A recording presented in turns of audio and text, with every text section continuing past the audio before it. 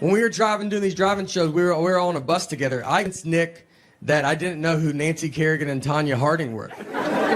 Nick is learning this, that I do know who they are. He's learning right now with you. I never told him. I absolutely know who they are.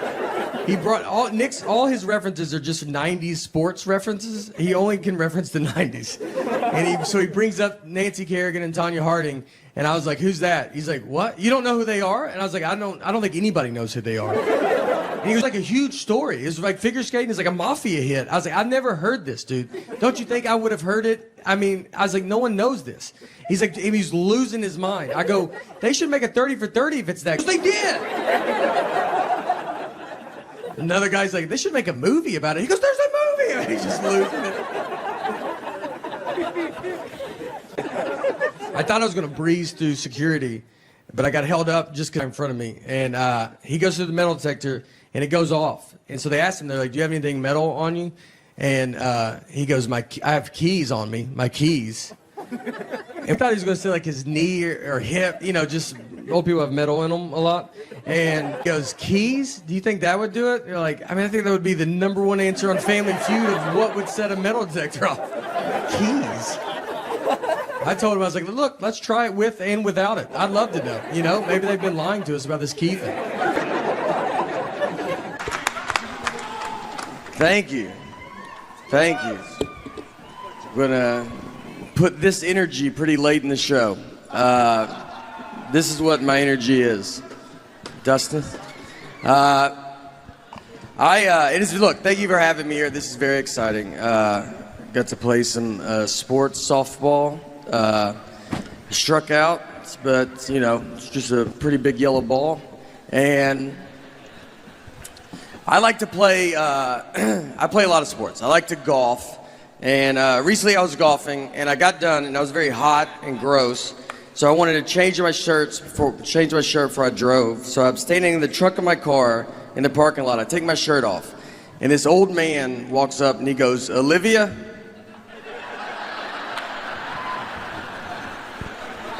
He was looking for his elderly wife and saw me with no shirt on. I covered up. I was like, what's that? And he was like, all right, honest mistake. And I was like, that hurts worse than saying Olivia. I don't know who he offended more, me or Olivia. I think we could both have a word with him. I'd love to meet her, though. I'll tell you, I'd love to see her and be like, all right, I get it. You know, it was an honest mistake. I don't have a good body. That's the message. It's not. You ever wear those Under Armour shirts, those skin tight ones? Like, I look better without a shirt on than with that shirt on. It just shows the worst parts of your body. You know, they have like plastic surgery, how they draw markers on you? They should just put you in that shirt and be like, obviously you can see what we're going to go after.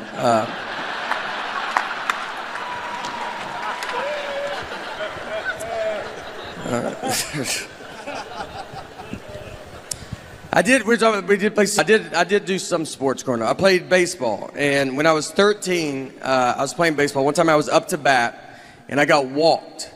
So I take my base, I get to first base, and I turned around, and the catcher was still standing there, and he was holding the ball. He's like staring at me, like he was daring me to run. And I was like, all right, dude, I'm gonna go. So I ran, he threw it over through second base, ball goes in the outfield. I run to third base, the outfield grabs the ball, they overthrow third base. My third base coach is telling me to go home. This is about to be an inside the park home run off a walk. I won't be on Sports Center. This is the biggest play that's ever happened in baseball. I slide, there's a play at the plate, and the umpire then tells us that it was only ball 3.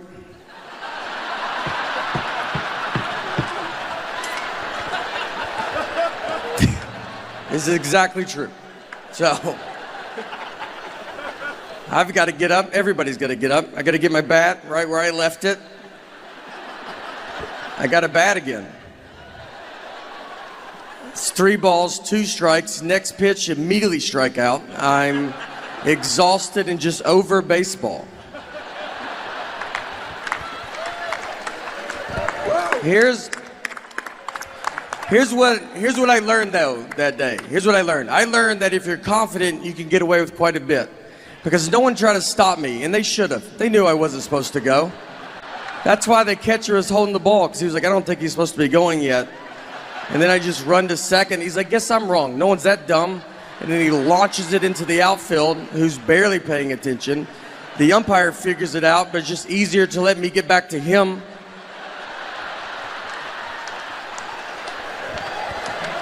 No one ever told the parents either. No one ever explained it to them. And they were cheering pretty hard. It's a pretty exciting play to watch. And they just see me slide into home and just stand up and bat again. Like that's just a rule in baseball.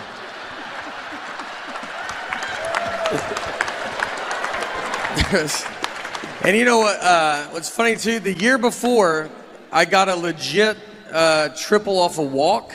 So in that moment, I'm like, this is just what I do. You know, like I was like, don't walk me. Like this is my thing, all right?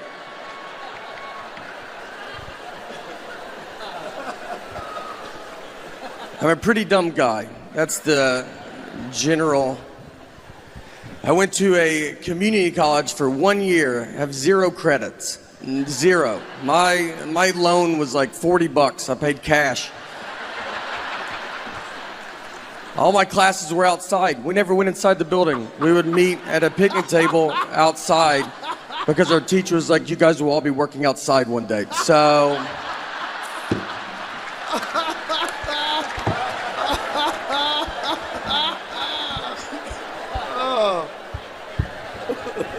I've like thought about like if I could time travel, if I could go back in time knowing everything I know now, I don't think you would even hear about it. I think I would just get stuck. I don't know anything. Like I think if I went back, I don't think I could prove I'm from the future. Like who's the next president? I'm like, just name someone and I'll tell you if I've heard of them or not. But I have no idea.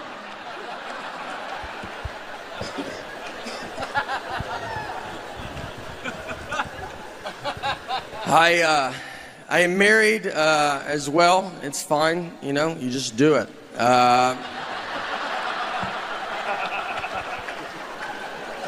This is what marriage is. It's just one guy talking and the other's like, I'm gonna get out of here. This is not. My wife, one time we were out on the lake with some of our friends and we were floating around in the water and there was a guy in a boat right next to us, and my wife was like, oh, that's my ex-boyfriend in that boat. I didn't know who he was. She didn't have to say anything at all. She was just basically like, are you having fun? Because I would like to put a stop to that. And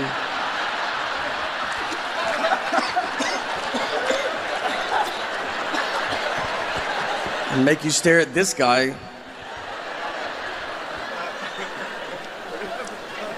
So I was staring at him, and then I looked at her, and she was staring at him, and I felt like she was staring at him to see what her life would be like if she didn't marry me. So I started staring at him to see what my life would be like if I didn't marry her.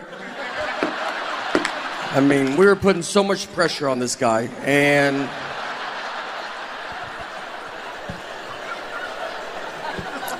nothing happened. We basically just realized we don't have a boat, but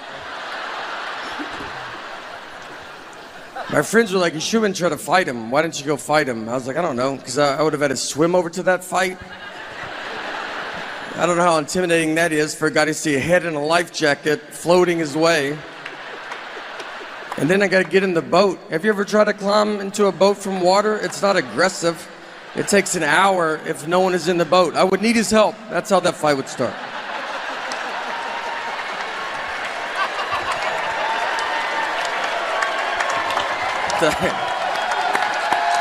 Oh, thank you. Is this all right?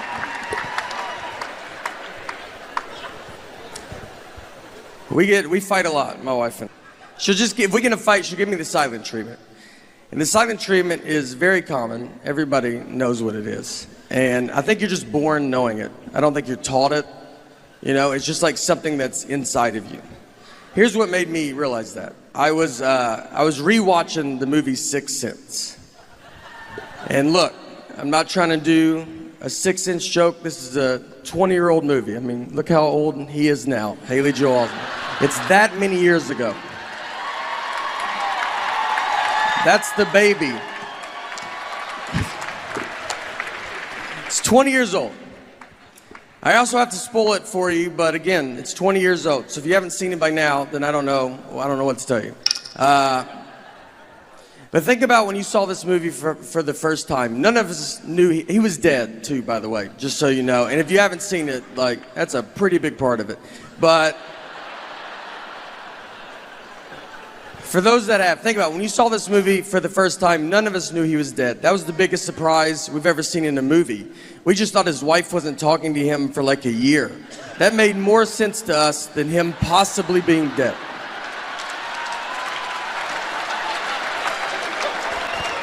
And they don't hide him dying. A guy shoots him with a gun to start the movie. And we watched it for 2 hours, just like, this is what a movie about marriage. This is what marriage is like. Even if you get shot, it's your fault.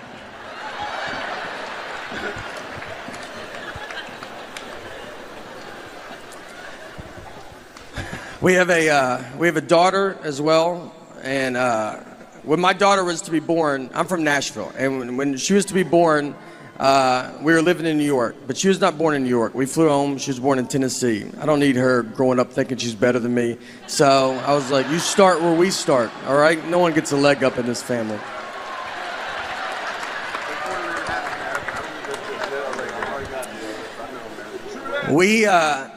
I love having a kid. Kids have very weird energy. Like, their energy is like they want to fight you. They stare at you.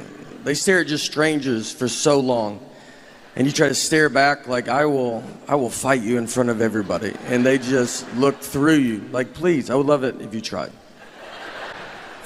I'm a big chain guy. I go to a lot of chain things. I just like to go to businesses that are doing good everywhere. I'm a big McDonald's fan. I go there quite a bit, and I take my friends, and every time I go in there, they're like, I haven't been here in forever. It's like, don't act like I'm the one keeping them afloat, all right? They're doing real good. So I went in with a buddy of mine, another comedian named Louis J. Gomez, and me and Louis, we go in, we ordered our food at McDonald's, and we sit down at our table. And then Louis went to the bathroom. He left me alone with his food. So I was like, you know what? I'm gonna play a prank on him.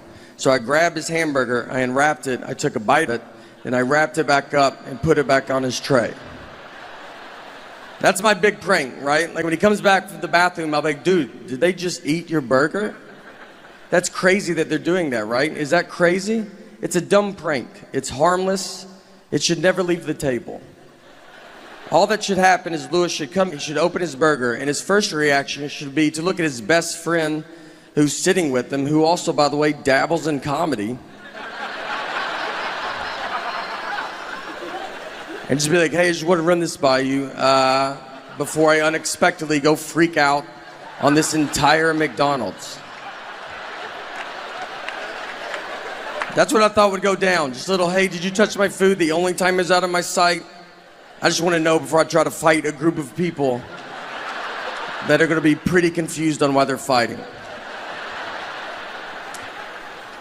But instead, I got to learn I'm friends with a lunatic and a guy comfortable fighting McDonald's employees because he opened his burger and could not have ignored me quicker. He looked at them so fast, almost like he expected them to do it, like it's happened before.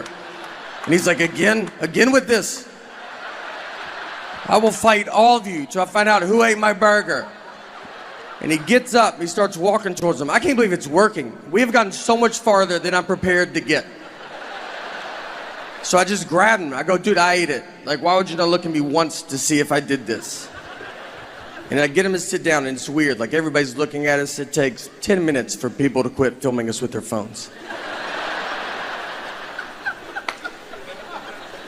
And it hits me. I'll just sit there. I was like, you're gonna get killed one day, man. I was like, let's pretend I'm not here. Let's pretend that someone did eat your burger that worked at this McDonald's. You're just gonna go blindly fight him. Not even try to size him up, see what he looks like. Do you really think you could beat up a guy that is apparently pretty confident in himself, that he's making burgers, he's then eating them, and then he's wrapping them up and just sending them out to whoever? You don't think that guy's probably the greatest fighter of all time? I think you're gonna walk to the McDonald's counter and be like, who ate my burger? And all the McDonald's employees are gonna part ways. They know exactly who you're talking about. And in the very back, you see a guy cracking his neck. He's got his fist in the fryer. Doesn't even know it. Just warming his hands up. All right, that's it for me. Thank you guys for letting me come out, honestly. I appreciate it.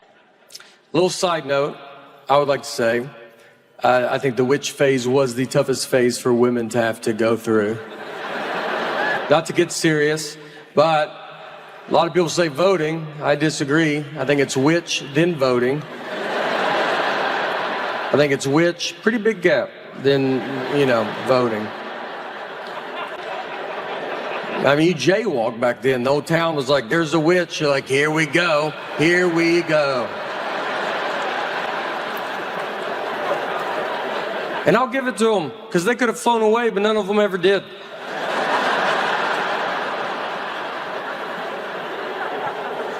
All right, sorry. Look, just trying to get a witch joke in. It's pretty complicated. There's a lot of moving parts. You got to bring up pilgrims somehow. So we get our picture, and we come back down, and we're driving back. And on the way back, since my buddy was driving, he did not see the dead horse, I'm like, well, you can't not see it. So it's just one road, and I was like, I'll just show you where it's at. So we're driving, and we get to it. I was like, it's right here. And I pointed, and the horse was standing up, doing unbelievable. One of the healthier horses that I've ever seen. So I learned that horses lay down to sleep. I did not know that. I don't know what I thought before that day. I don't know. That they lock their knees. That's why they have 4 knees. I don't know. That's what I would have probably argued with you about it. People put signs up that say, like, horses lay down, don't call 911, because people call the police. They drive by a horse laying down in some guy's yard, and they're like, y'all guys should go, like, deal with that. And they're like, some people knock on people's door. Hey, is your dad home? Your horse died outside. And I thought, you should hear it from a stranger first.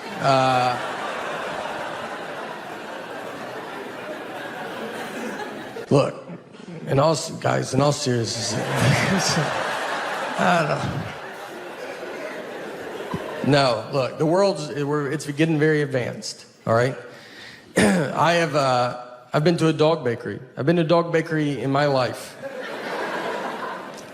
And this wasn't in, Beverly Hills or like Miami or something. You feel like they would have something like that. And this was in Mount Juliet, Tennessee. And if you don't know where Mount Juliet is, it's fine. But I bet you can tell that doesn't sound like a town you would drive through. I bet they have a pretty good dog bakery here. I went in there, and no one was in there. The lady was looking at me like, are you here to buy this store for me? That was her only hope.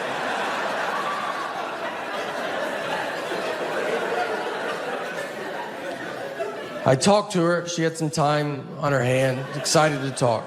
And her and her husband bought the store for their 27-year-old daughter, who graduated from college with a degree and came out of college and said, I want to own a dog bakery. I want to make cakes for dogs. If I asked my 6-year-old what she wants to do when she grows up, I think she'll tell me she wants to make cakes for dogs. And I'm going to tell her that she can do whatever she wants to do, hoping she doesn't turn 27 and go, let's talk about those cakes for those dogs. Maybe they're usually busy. Maybe I was on there on a slow dog birthday day. I don't know, all right? She told me everything was organic, and I was like, that's good. That's what I like to hear. All right, this is for that dog that's outside licking gum off the sidewalk right now. And if anybody deserves organic food in our house, this little girl, I'm not gonna waste it on her. It's for that dog that's wandered out on the highway because it doesn't know what cars are.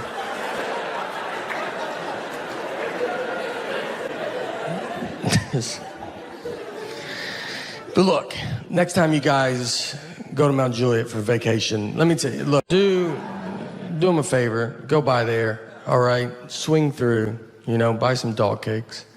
And I'll be honest with you, I'll be up front with you guys. I bought a dog bakery, it's not going that good, all right? We're almost done, so don't worry about it. And I think you can tell. I always think people can, they're like, he's talking about dog bakeries. He's about out of stuff. Where is this going? The next morning, dealt with my daughter's generation. She's a generation that I feel like just thinks about themselves, you know? And so I go down to breakfast. They have the breakfast buffet. So we're all going through it. This little girl's in front of me, and she has waffles. So she gets a waffle, and there's a coffee pot worth of syrup on a plate. So it's like you pour it, and then you leave it back on the plate, and then you go and eat your breakfast. So she gets the syrup, and she just takes it to her table. So now the syrup's gone. And I see this happen, but no one else does. So I'm hearing other people go through, and they're asking where the syrup's at. And it's starting to become a problem. I mean, people are like, where's the syrup? And the hotel's like, I don't know. That's all the syrup we have was out there. I know where it's at, but I'm not trying to get involved, you know? I didn't wake up and just think, I hope I get to talk to everybody this morning. I mean, when you roll out of bed, you're not like, I hope I'm about to get in the thick of it down there. So I'm just trying to say stuff as I walk by people. I'm like, maybe someone took it to their table. Look around, maybe. I just like keep going. You see that little girl's table over there? Maybe they have it. And no one's picking up on this, so I have to go get it. And this girl's sitting with a bunch of her friends. So I go over to them. I was like, hey, can we get that syrup back? That's kind of for the entire hotel. And they go, whatever. All of them. Just blew me off. And then the father in me kicks in. I go, all right, well, just a heads up, just so you guys know, I did nothing wrong, and you guys have ruined breakfast for everybody. I don't know if you've ever eaten out in public before, but do you see me over here with a tub of eggs? Do I have all the eggs? You did everything else, and for some reason you thought, I bet this is all my syrup. And where are your parents at, you know? A couple of them started crying. Felt good, to be honest. I was away a little bit. I like to practice on other children, you know, my discipline.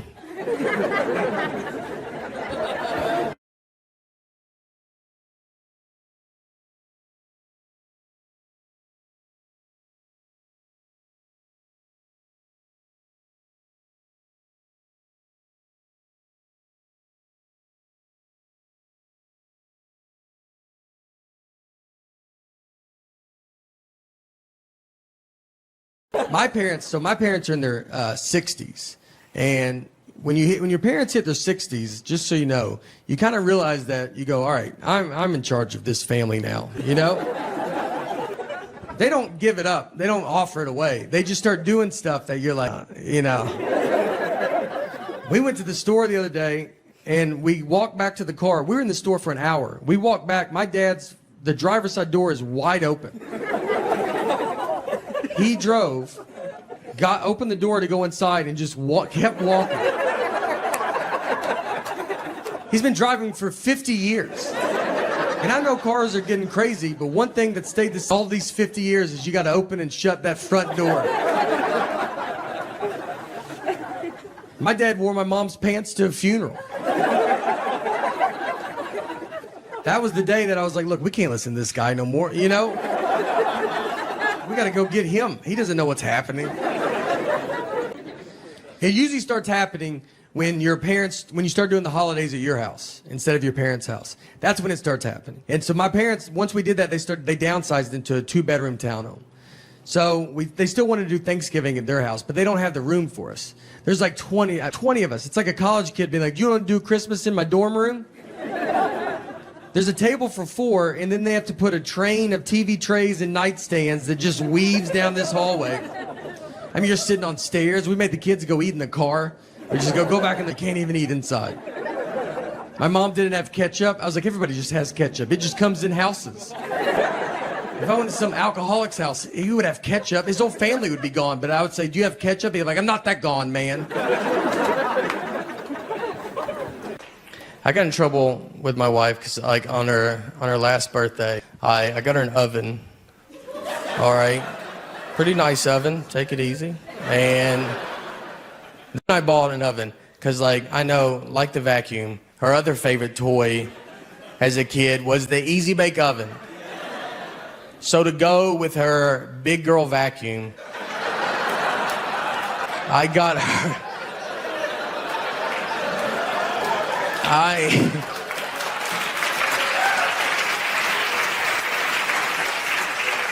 So to go with her big girl vacuum, I got her a like grown-up adult oven. Like there was heart behind it. Like that's not, like that's not impressive. If she came home and bought me a truck and it turned into a live robot, I would lose my mind. Thank you. Thank you, everybody. Unbelievable. So I'm Nate. Pretty lazy guy. I realized how lazy I was recently. I was watching a football game and I was sitting on my couch and I was going to get something to drink. Right when I get up to go, one team kicked off to the other team. Before I could get back, they ran a 100-yard kickoff return and I missed it. Like the guy ran 100 yards before I could get 3 to maybe 4 yards. That guy also had 11 people really trying not to let him run 100 yards. I had nobody. No one cared what I was doing.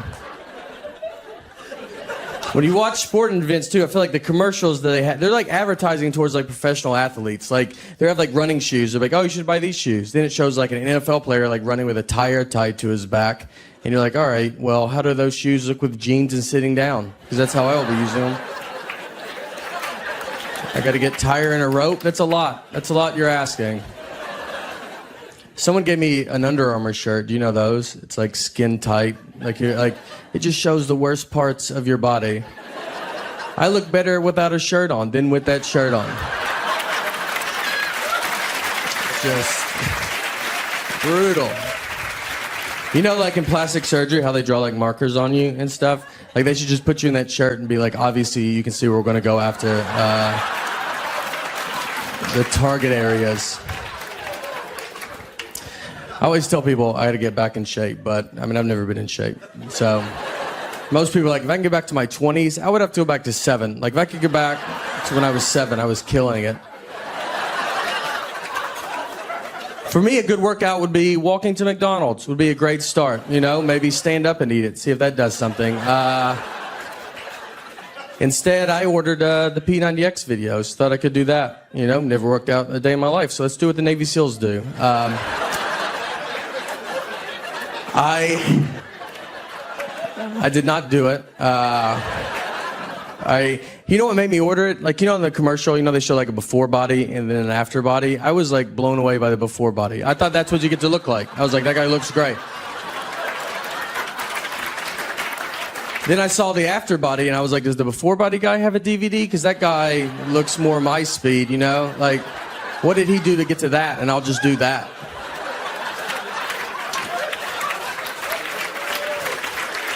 Thank you. No, come on. Thank you, guys. I signed up for a mixed martial arts class as well. Made it one day. That's it. Like they want you. It's about fighting, is what that class is about. I thought it was like some guys will maybe do like push-ups or something. The first day I go in, they just pair me up with some 16-year-old kid that wants to fight for a living and wasn't raised by human people. And they're like, why don't y'all just go at it? And I was like, well, I think it's because we have different goals. Maybe that's why we should not go at it. I believe he's training for the Hunger Games. I just want you not to be able to see my nipples through my shirt. So, yeah, levels. That MMA is a great way to protect yourself, though. I watched, here's another way, if you don't know how to fight. I watched a thing on 60 Minutes. They did this piece about buying tigers. Like you can buy, like if you guys want a tiger, I could get you in touch with a guy that can give you a pretty sweet deal on a tiger. 60 Minutes did this whole undercover report, and they filmed like where this guy keeps tigers, and then they interviewed him afterwards. They're like, hey, do you think it's too easy to buy a tiger in this country? And he was like, yeah, sadly it is. It's way too easy. And I was like, that was my favorite part, Like that shows why America's the best. I didn't even know you could buy tigers before I watched this. I would have been embarrassed to ask. And then I watched it, and I was like, I don't really have to jump through hoops if I want to buy a tiger. It's not an all-day thing. It's an hour. I'll be right back with our tiger. And everybody wants to get rid of guns, and what makes me nervous is, like, if you took away guns from people, those are the exact same people that will buy tigers. And that's going to be a much bigger problem. You're probably going to be like, look, here's your gun back. And they'll be like, no, I'm good. My tiger is way better than my gun. My gun missed all the time. My tiger rarely misses. Even if he does miss, it's just for a second. It's never long. Like if some guy dodges the tiger and he's like, your dumb tiger missed, it's like, well, he did not. He is right behind you now, and he is furious. So thank you guys so much, man. You guys were great. I had jet lag there. I did not mind it because I woke up early. I woke up at 5:45 a.m., and I don't ever wake up that early. So I was like first in line at the breakfast buffet. Here's what I will tell you. When you get up at 5:45 a.m., noon is pretty far away.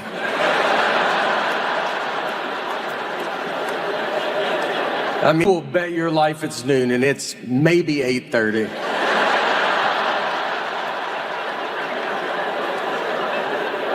By 6 p.m., it's like, how are people out? Why won't the sun go down?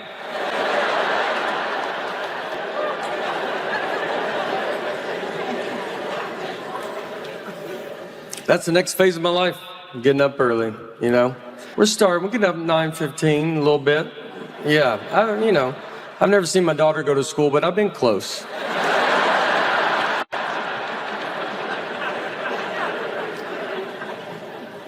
The next update to it is so Cape Fear Cemetery has closed down. And I know, you guys had a chance to go to it. It is closed. So the guy that owned it, his name is Dean Ripa. I do not know this guy. He was there that day. I saw him that day. I don't know him. I mean, this place will be a part of my life for the rest of my life, and I was there for one day. But, so he was a very original guy. He was his own guy, and you can see there's great stuff on him. There's another thing on Netflix called 72 Deadliest Animals. They interview him in that. There's also great YouTube clips where he would bring like venomous snakes to local Wilmington news channels, and he would barely pay attention to these snakes. He would like have it like on the table, and he's like not even look. They're like, could you grab it maybe more? And he's like, what's that? Like, we didn't even ask you to bring that in, by the way. Do you mean leave it in the car? What'd you want me? I remember when I was there that day, there's like cages empty, and you're like, is that supposed to be empty? He's like, we're cleaning that, but if you see something, tell us. But I'm pretty sure we're cleaning that one. So the main reason it closed is, sadly, to announce that guy, he has died. He passed away, and it's pretty wild stuff. So how he died, a little different than most. And I'm gonna just tell you, and I already know what you're thinking in your head. And his wife shot him. So yeah, you weren't thinking that. I can tell you that. It's unbelievable. I mean, the odds of this they're definitely higher than if you don't own a snake museum, but there's still, it's insane. So this all happened after we taped the stand-ups. And so I was telling an audience who would guess like how he died. And so I'm gonna just tell you the guesses where people, a steak got him, good guess. Crocodile ate him, solid guess. Someone yelled cancer once, and I was like, what? Like, I don't know if I'd present it like this if I knew the answer was cancer. Let's go around the room, everybody. Guess how he died. Cancer? That guy got it. That was a good guess,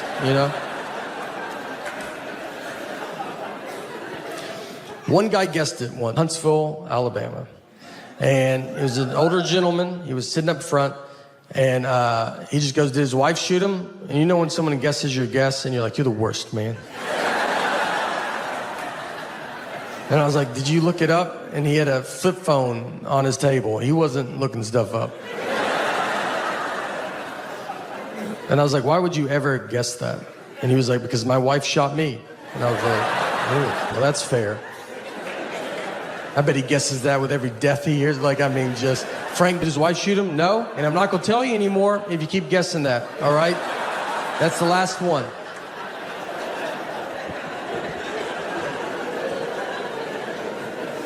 On a sadder note of sorts, we had to put our dog down recently, and it's a tough thing to do. Nothing was wrong with her. I'm just really busy right now, and she was very sick. That was a joke. All right, that was a joke. She would have loved that joke, so don't you worry about it. That's the type of humor she had. She was a rescue. It's not your labradoodle humor. All right, a little darker.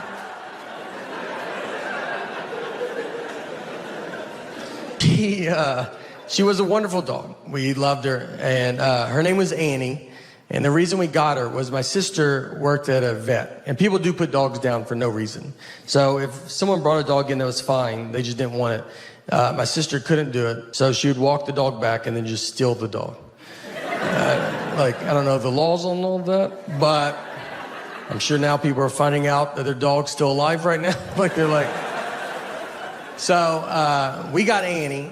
Annie was getting put down. She was a hunting dog, and she was terrible at it. And she was bred to be a hunting dog, and she was just like a misfit toy that just didn't do it. She got shot once, and that's because the guy, he would be doing target practice, and then she'd just walk in front of the targets, and he would hit her. He's like, "What are you doing?" And she's like, "What are you doing?" She had no awareness about her, the senses that dogs have. We had turkeys in our backyard once, and I let her out to go chase these turkeys. Retired hunting dog, figured that's fun. And we have a very normal backyard. It's not Yellowstone Park. You can see all of it at all times. Push her out, and she just pees and then comes back in the house. Never sees the turkeys. And I'm just looking at her you didn't feel anything? Nothing was going? I sensed it as a human on the couch. I felt there was turkeys outside. You want to take just one lap around, see if... The guy used her a lot for duck hunting, so he would shoot a duck. She's supposed to run and go get it and then bring it back. So what I like to picture is he shoots the duck, she runs out, comes back, no duck. And she's like, "I don't even know what we're doing." All right, I did not. A million things flew in the air when you shot that gun, and I'm supposed to know which one you hit. And the guy's just looking at her, and then she's like, "You're not even the guy that I came out here with. Do you see? Is there another guy out here by any chance?" The next morning, dealt with my daughter's generation. She's a generation that I feel just thinks about themselves, And so I go down to breakfast. They have the breakfast buffet. So we're all going through it. This little girl's in front of me, and she has waffles. So she gets a waffle, and there's a coffee pot worth of syrup on a plate.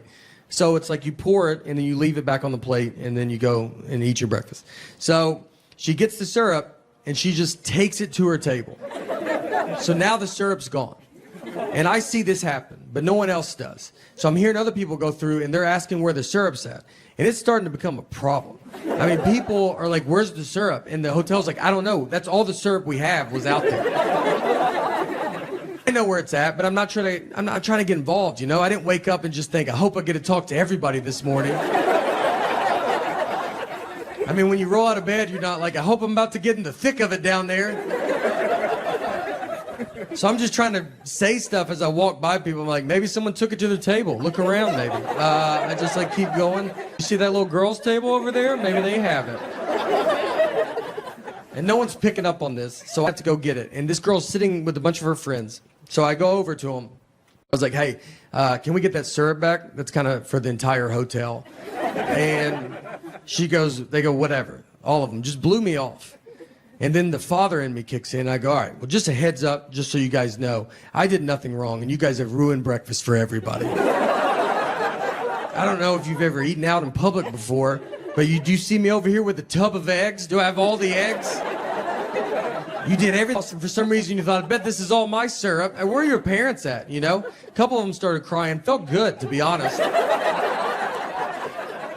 I was away a little bit. I like to practice on other children, my discipline. Thank you, everybody. It was very nice. All right. So, my last name is Bargatze. I know nothing about the history of my family. I've never really looked into it. So I asked a great uncle. Told me a pretty wild story. We had a guy in our family he got killed, got murdered actually by a sickle, like the thing the Grim Reaper carries. And this was the 1800s, too, just so you don't have to feel... It's not a recent story. We're over it as a family. So, the guy, it was his own fault, too. The guy's nickname, they called him Two Thumbs Bargatze. And the reason they called him that was because he had two thumbs on one hand, but still had the other thumb. So, not even a good nickname. I'm Two Thumbs Bargatze. Everybody but him is Two Thumbs Bargatze. He's the only not two thumbs we've ever had in the history of our family. So, like I said, he was a troublemaker. Two Thumbs, he was hooking up with this guy's wife. So, he's at her house. He leaves. The neighbor sees him. He gives him two thumbs, one hand up, you know. And the neighbor's like, all right.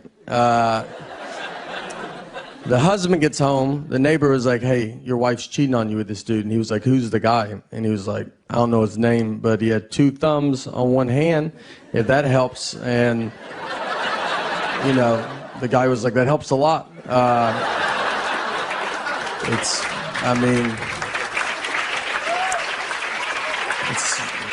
didn't know you were going to be that specific. So I know exactly. So Two Thumbs was at home. This is all what I was told. He was at home. He was gardening. He was extra good at gardening. And he's sitting there. He's gardening. And the sickle's there. And then he kills him. He kills him with it. And that's it. That's basically it. But here's the lesson. All right, guys?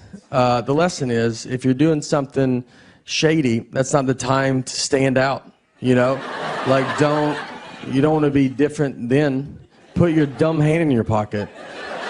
If I had 3 legs and was going to rob a bank, I'm going to be the getaway driver. I'm not going to gallop in the bank with all 3 legs.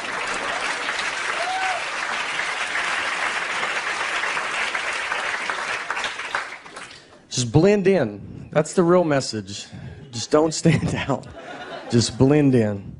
Sometimes you can't help it, though. I've had it where I was getting coffee, and I like iced coffee with milk. Nothing crazy. And I went to order it. You know when you order something and the guy looks at you weird and you're like, I'm pretty sure he doesn't know what I just said. But you're both touching the credit card, so you're just too far into it. And you're like, all right, let's see what he thinks he heard. And I go to the end of the counter to get my drink, and he gives me milk with ice in it. I had to ask him. I was like, what is that? He's like, it's milk with ice in it.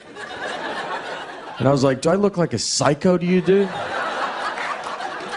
I've never drank milk publicly in the history of my life. I've never once in my life been in public and thought, you know what I could go for right now? I'd like a cup of milk. I'd like a cup of milk. I'd like to drink it out of a clear cup so other adults know exactly what I'm drinking. And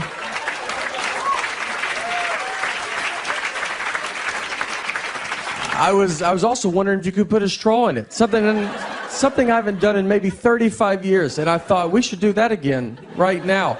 And I was wondering if you could put milk in it and ice, and then, you know, that's something that I don't know if you're allowed to do, but I would like to try that now in front of all these people that I've never met before. Yeah, the bad part about this is it's happened twice, all right? And the first time, that's a lot. That's a lot for it to happen. And the second time, you start looking at yourself.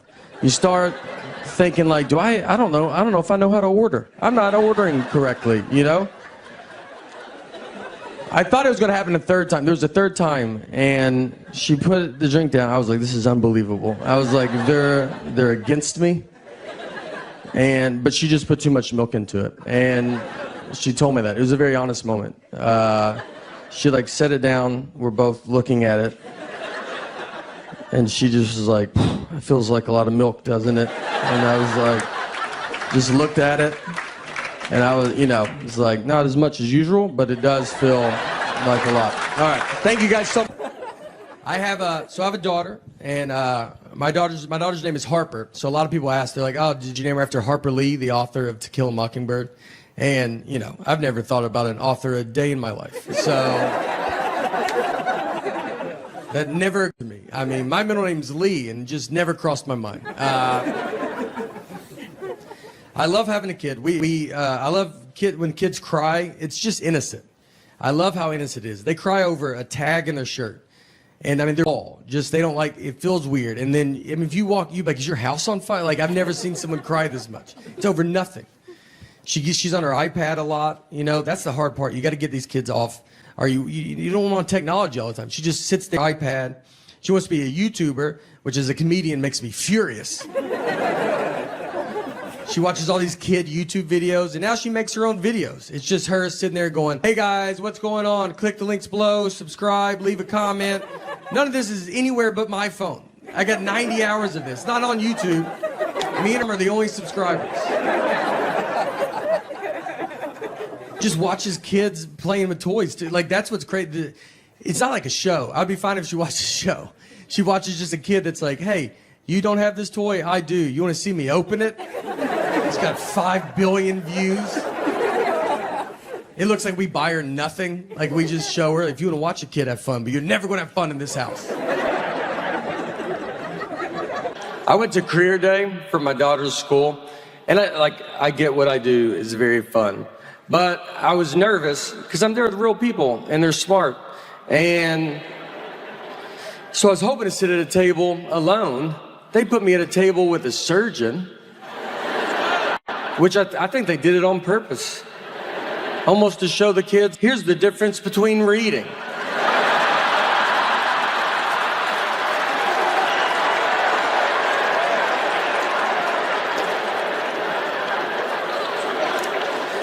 So the kids like come up, and they're like, what subjects do you use for comedy? And I don't even know what the subjects they're taking. I was like, I do English. I do mostly English on stage.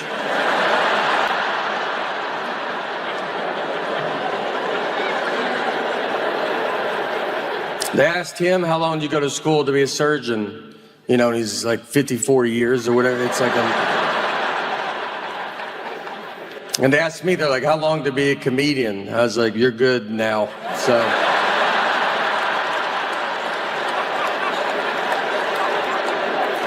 Look, finish elementary school, make your parents happy, but then I'd get out and get after it.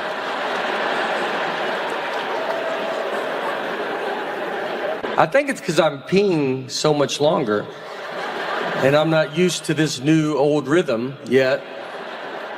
Because in your 40s, there's a lot of false stops. You learn pretty quick to be like, let's hang back, let's let traffic thin out a little bit. I watch young people come and go. I'm like, tell my family I'm okay.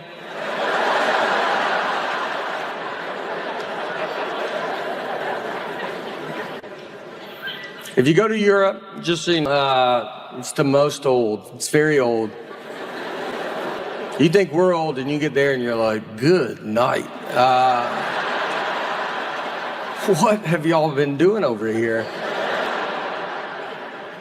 You just walk around, they're like, that building is from 8. Good golly.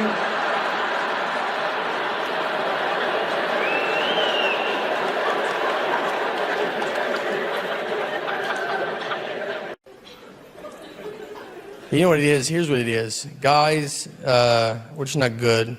Guys are not good at marriage, all right? It's not our fault. We weren't prepared for it like women are. Your whole life is built just preparation for marriage. Look at every toy you played with.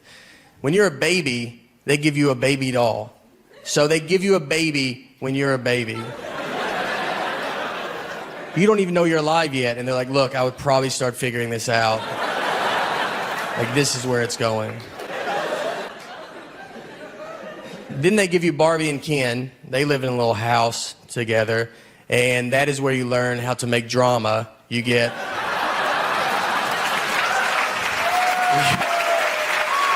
You get the best. You're the best. Then you would play house. Like, you would, like, fake vacuum. Just fake vacuum with your friends. That was awesome. And it's weird, because like when I see vacuum now, I'm like, she is living her childhood dream. She's made it. As a guy, we don't have any of that. Like, what do we play fort? You got to keep everybody out of where you are, especially girls. The only toys we had were Transformers and Ninja Turtles. Those are not even real things. None of them had wives. They weren't married. I never played with my Ninja Turtles, and I had them going to fight Shredder, and then Michelangelo was like, Hey, can y'all give me 2 seconds? My wife just showed up and she looks furious about something. What do you want from me? And she's like, what are y'all doing? That April skank doing here? You're like, listen, she's a reporter.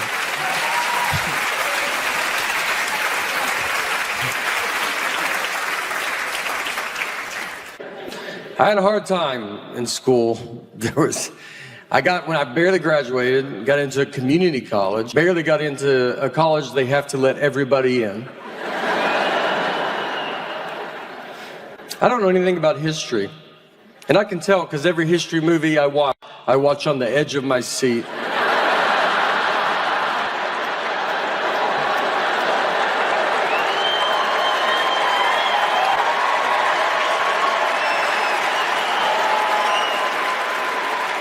What is gonna happen?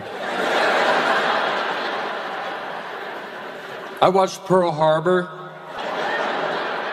I was as surprised as they were, you know?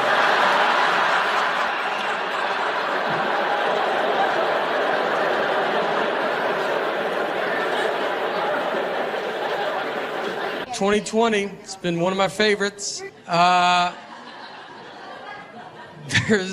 I can tell you one thing that is canceled for sure. Coughing in public, that's over. You eat a restaurant and just drink water wrong. You just got to get up and go to your car and drive home. The whole restaurant just stares at you. It's going to be hardest on my parents because my parents, there's nothing more they love than coughing in public. It's one of their favorite things to do. I mean, I haven't had a conversation with my dad in 10 years without him choking the whole time. And you have to go, every time you go to a restaurant too, now they take your temperature. It's just a teenager that doesn't know what he's doing. Doesn't even hold it up near my head.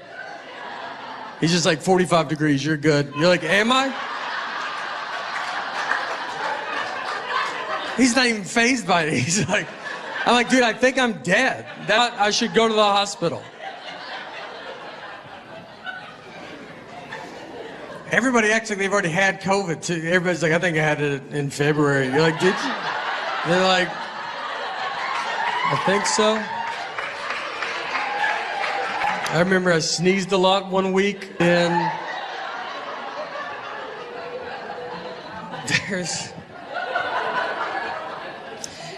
my wife and I, we have an 8-year-old daughter, and so we're having to do the virtual learning.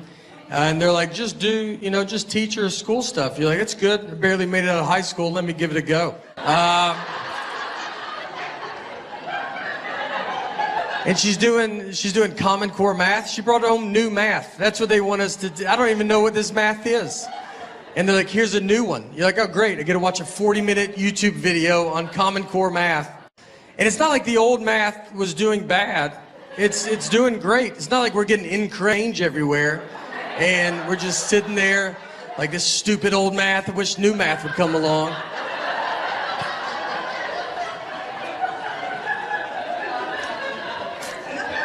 If you don't, I don't know if you don't know Common Core math, it's just basically a long way to get to the same answer. It's like how can we use the entire sheet of paper for this math problem? And even when you break it down, you see old math sneak in there. I mean, you're like, that was old math right there. Just do that at the beginning, and we won't even have to be in this.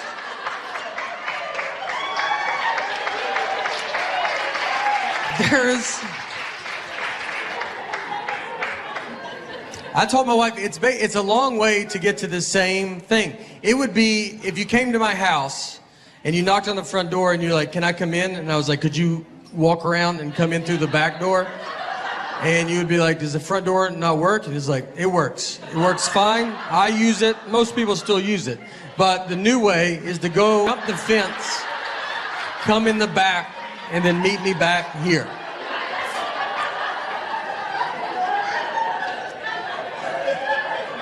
One thing my daughter does miss is she was starting to ride the bus, which was very fun.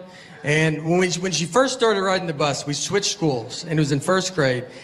First day of school, we walked her to the bus stop. It was very, very fun day. And then at the end of the school day, someone from the school called my cell phone. They have my wife's cell phone and they have my cell phone. So they called my cell phone and they said, hey, do you know what bus number your daughter's supposed to be on? And I said, I'm her dad. I was like, this is how you thought you saw a mom and dad cell phone and you said, I bet the dad knows. I mean, do you have parents? Were you raised with a family? Have you ever seen families out before? You thought, let's call the husband? I bet he knows. Unless there's two husbands, you should never call a husband a day in your life.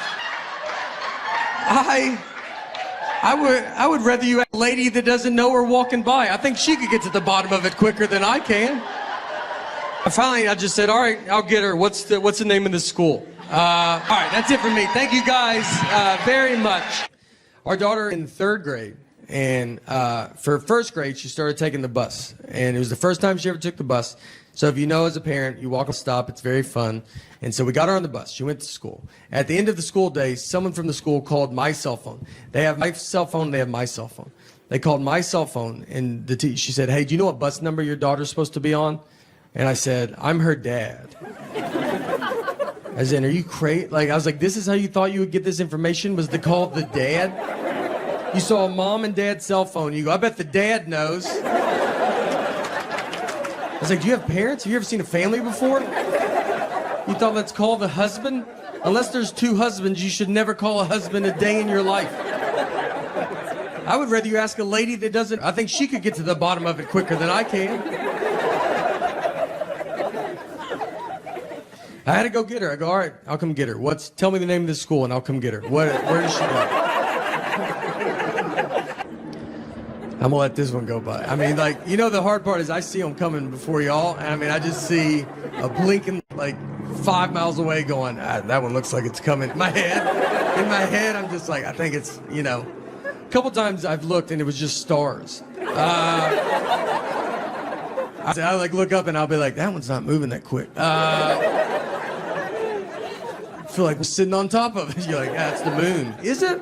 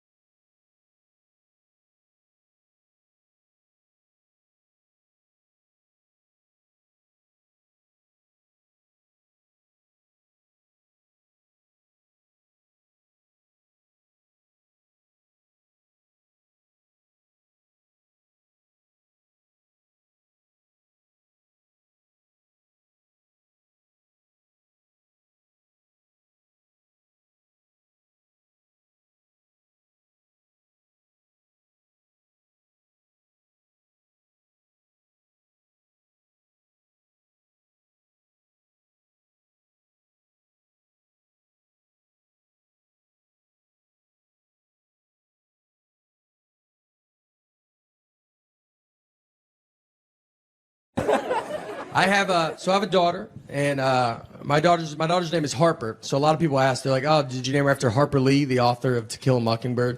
And you know, I've never thought about an author a day in my life. So that never me. I mean, my middle name's Lee, and just never crossed my mind. I love having a kid. I love when kids cry. It's just innocent. I love how innocent it is. They cry over a tag in their shirt.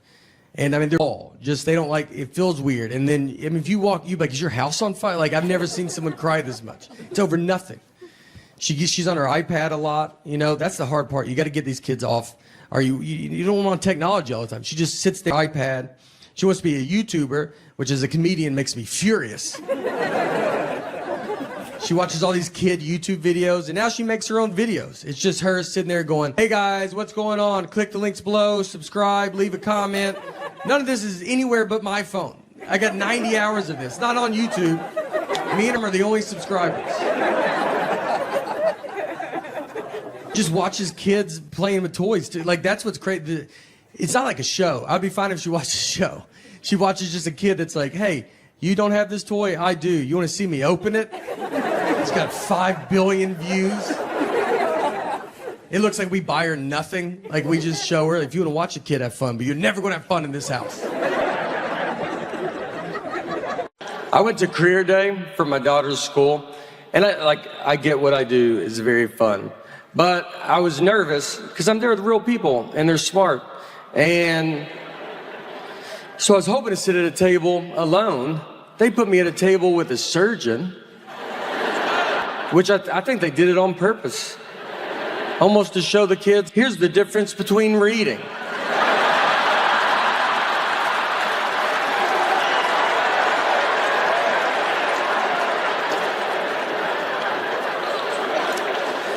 So the kids like come up, and they're like, what subjects do you use for comedy? And I don't even know what the subjects they're taking. I was like, I do English. I do mostly English on stage.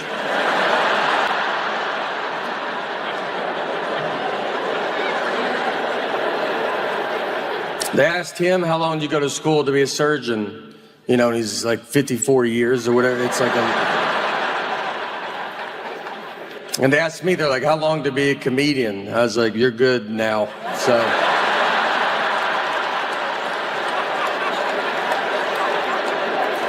Look, finish elementary school, make your parents happy, but then I'd get out and get after it.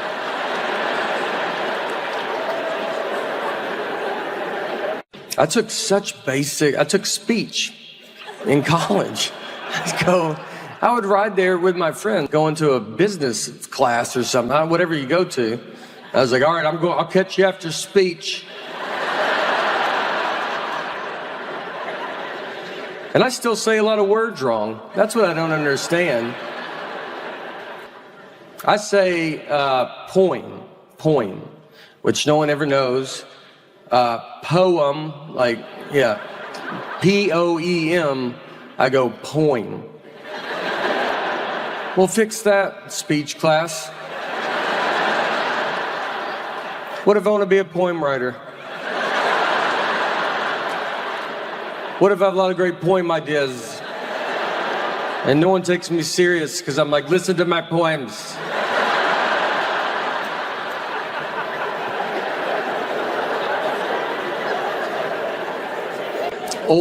I say super southern one, oil. I don't even know how to say it, like how to y'all. Oil, O-I-L. Yeah, I go motor oil, like tin full. I mean, Southern Community College, that should be mandatory. Did they fix that? They should write OIL on the board. And I just go, They go, all right, we're going to take care of that, all right? There's a pretty good chance you're going to be working with a lot of that.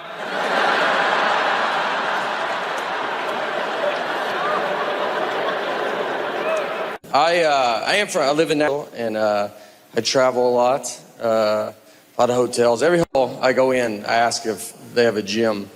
I'm like, you guys got a gym? I don't even have clothes to work out in. And it's just because other people are standing there, so I like to ask. I don't work out. I don't know if I have to say it. I'm lazy. I realized I was watching a football game once, and I'm sitting on my couch, and I was going to get something to drink out of the refrigerator. And right when I get up to go get something to drink, one team kicked off to the other team. Before I could get back, the guy ran a 100-yard kickoff return, and I missed it. That guy ran 100 yards before I could get 3 to maybe 4 yards.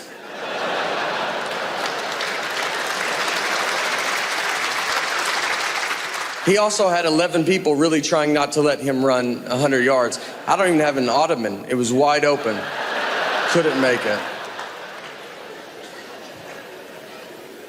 I did play sports growing up, though. I tried to play basketball for my school, but I got cut every year. So I had to play for my church, because the church cannot cut you. They have to let you play. Or maybe cut you, I don't know. You'd be pretty bad if they're like, look, we think you're good, but Jesus does not think you're that good. And he is our captain. I played baseball too. When I was 13, I was playing baseball. And one time I was up to bat, and I get walked. So I take my base, I get to first base, I turned around, and the catcher was still standing there, and he was holding the ball. He's like staring at me, like he was like daring me to run, like he was like, go, I bet you can't make it. And I was like, all right, man, I'm gonna go. So I just ran. When I ran, he threw it to second base. Ball goes in the outfield. So then I run to third base. The outfield grabs the ball. They overthrow third base. My third base telling me to go home. This is about to be an inside the park home run off a walk. I'm gonna be on SportsCenter. This is the biggest thing that's ever happened in baseball. I slide, there's a play at the plate, and that's when the umpire tells us that it was only ball 3.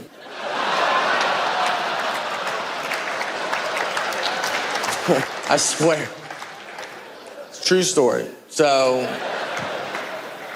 we all have to get up. I'm like dirty for no reason. I gotta go get my bat right where I left it. I gotta just drag. I gotta bat again. It's 3 balls, 2 strikes. Next pitch, immediately kick out. I'm exhausted and over baseball.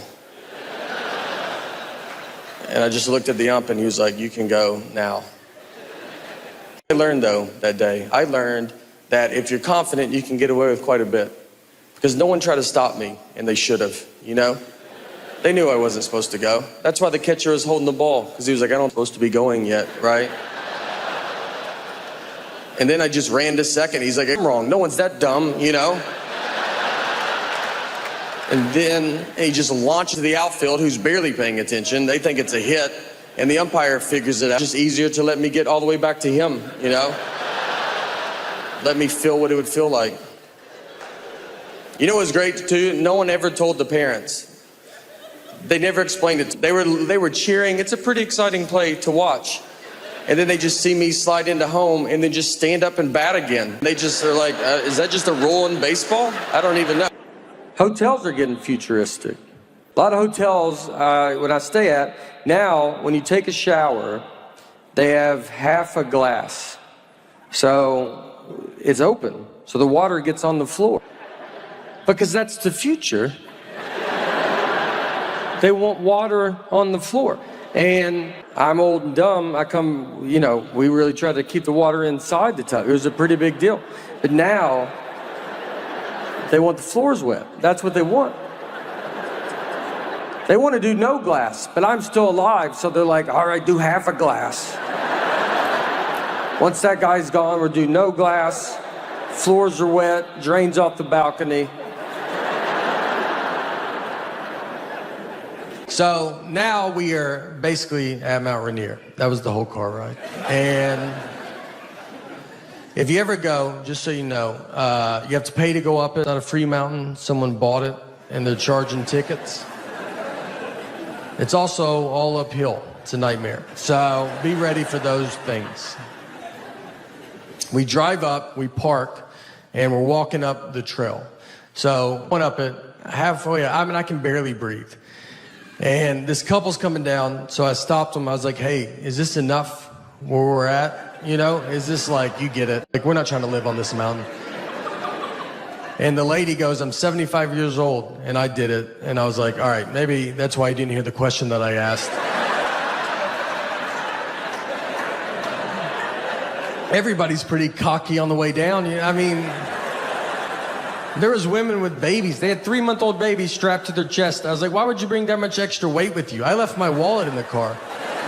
They looked exhausted. I'm surprised they're not just babies left up there and rangers have to come down. Whose baby's this? That's ours. We're gonna let it grow up and come down on its own.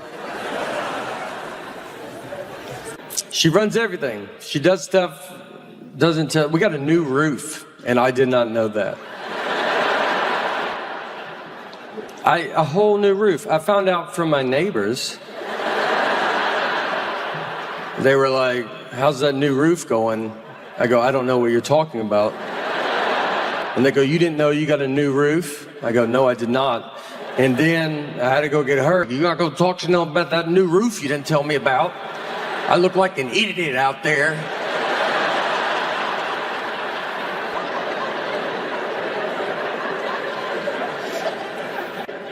I had a hard time in school. When I barely graduated, got into a community college, barely got into a college they have to let everybody in.